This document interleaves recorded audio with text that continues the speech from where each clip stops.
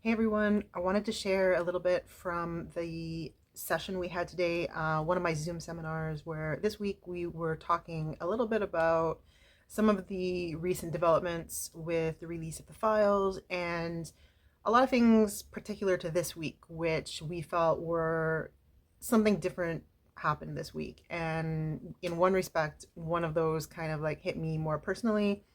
And I was just bringing through a lot of different messages on basically issues around the development of consciousness and vis-a-vis, let's call it big tech and what I will now call big brain. So if you've been following my content here, you've seen me talk about this in a few different videos now. These are highly interrelated, interwoven topics. And what I would really like to share with you now that I kind of like noticed by the end of our earlier session today. By the way, if you're interested, you can join these. I'm trying to hold these more regularly, so there will be a sign up link below for future Zoom seminars that I hold.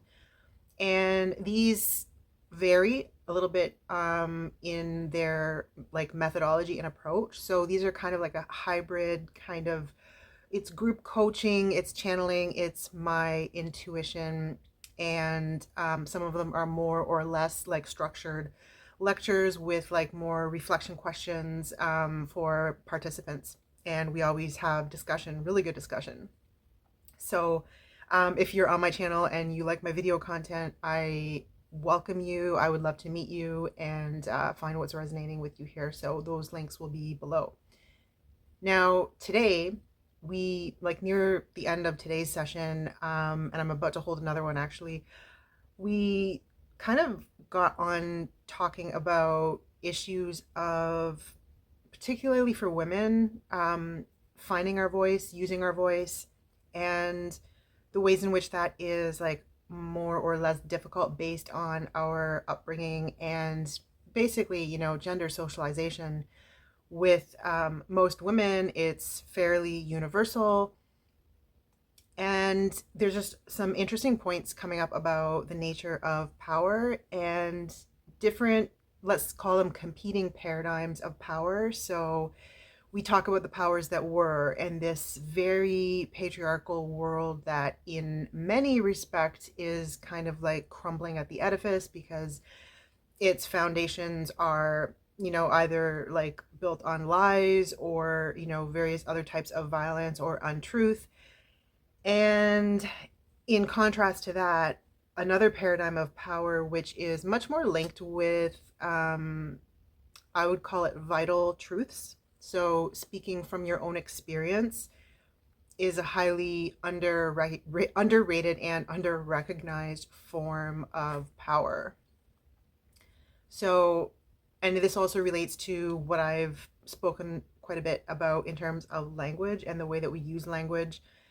There are more or less unconscious or conscious ways of using language and approaching language, which is a sacred technology. So it is not intrinsically meant as a manipulative tool, but it has often been used as such for within these paradigms of externalized patriarchal power systems, and they often function in ways that silence other groups, and in particular like silence the voicing of embodied truths. You guys know about all of this, I know, but I'm trying to share this through the specific angle of like, we hear about speaking truth to power, and we can see that in a couple different ways, right? It's literally, of course, speaking actual truth about like oppressive power systems, but also bringing truth to the level of power, which is giving voice to your inner truth, the truth of your experience, the truth of embodiment, phenomenal truths, lived truths. And empowering yourself is literally going through the passage of giving voice in this sense. And that does a few things, right? It's self-validating, it's self-authorizing, so it's intrinsically linked with authenticity, which is a kind of self-authorizing process, very unique. And it also works to help validate others and other voices, because through this use of language, which is a highly sacred and conscious use of language, the alchemization of experiential truth into empowerment, this has a welcoming collective effect too, where others can recognize and self validate through words that you are able to speak. And so it's just worth considering those two paradigms and which ones are, you know, facilitated, supported, highlighted, celebrated, and, which ones, or who is silencing which of these. Do you know what I mean? So think about external power systems and the manipulative use of language to uphold those kinds of systems. So manipulative use of language is a very like externalized. It's not really about like your internal experience, your inner truths. We have a lot of mechanisms for denigrating the first person perspective in science and experimental methodologies. And, that's part of it. That's part of these external systems of power. So it's just worth thinking about. We're thinking about the difference between using voice to command, using language to command, to govern, to arrange the external world and arrange the powers of others for some external effect, for some externally imposed kind of organizational structure. We know about this, right? Essence of patriarchy.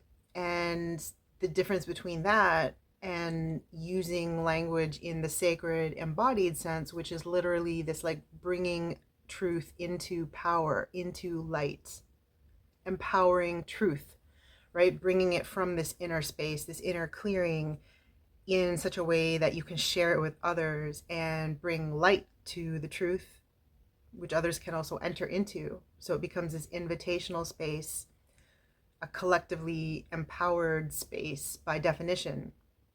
So different, so sacred. And that's really much closer to the original promise and potential and power of language in this sacred sense. It's an invitation into truth, into empowerment, because you can literally then share experience with others rather than using language as this tool of governance or ordering and so on. So, just something to think about. This goes back to the power of language, the sacred technology of language, and speech, writing. This is all included in this. So, finding spaces, finding groups where you can practice literally giving power to your own truths, practicing speaking your own truths into power. It's actually like a very subtle practice, right? It can be difficult to do that kind of alchemy. What is our inner experience when I'm not trying to use like somebody else's concept and somebody else's words or just conform to some kinds of like externally imposed questions or frameworks or narratives? How do I bring my own truth into power? So, yeah, I just wanted to leave you guys with that, some food for thought. Let me know in the comments what you think about this. If topics like this really interest you, this is the trajectory that my seminars are going to go in. So, again, I'd love it if you join. Just sign up at the link below, and we'll see you in one in the future.